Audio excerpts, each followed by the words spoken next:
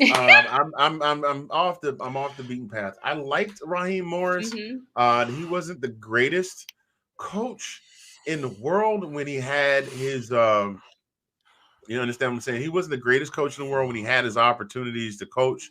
The 2009 season at Tampa Bay, he was 3-13, but then he turned around and took him to a 10-6 record. 2011 season, we know that was bad. They went 4-12. Um, and he at the time when they gave him the interim job in Atlanta, Atlanta was a hot train wreck. I'm just gonna go ahead and say it. You had um, Matt Ryan, you had post Super Bowl Matt Ryan, you had Julio Turf Toe Jones. God bless him, still love him. Doggone good Falcon. He'll be in the You Ring of said Honor. turf. You You had said turf Calvin. toe. I did. I Sorry, with my sorry. whole chest on a Tuesday night. Calvin Ridley. You got Calvin Ridley, who's too busy on DraftKings to study the Wow. playlist. Oh, I'm just saying jeez. that. I'm serious. Well, he was. That's what the I know. I remember. that's I what remember. that's what the Atlanta roster was. I mean, I was just looking at it, man. You had Todd Gurley, who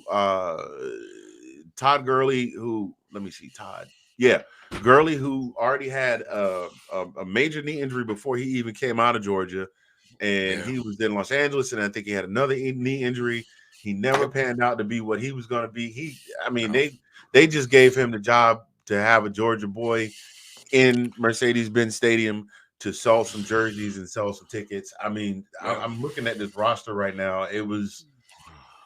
Uh, it literally is the textbook definition of the Cincinnati Bengals slogan, "Who Dey?"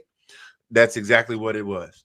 So um, they basically just said, "Look, man, I got some 6-year-old ground beef and some 2-year-old buns back there. Make these folks some hamburgers so they don't go hungry." They went 4-7. Then too, he didn't have a whole lot of head coaching experience at that time because there are a lot of guys that were coordinators that became interim coaches that did not do so well Yep. that are now doing well in the league. I think with the experience and who he's worked with and seeing some of the teams that he's been with, one team comes to mind.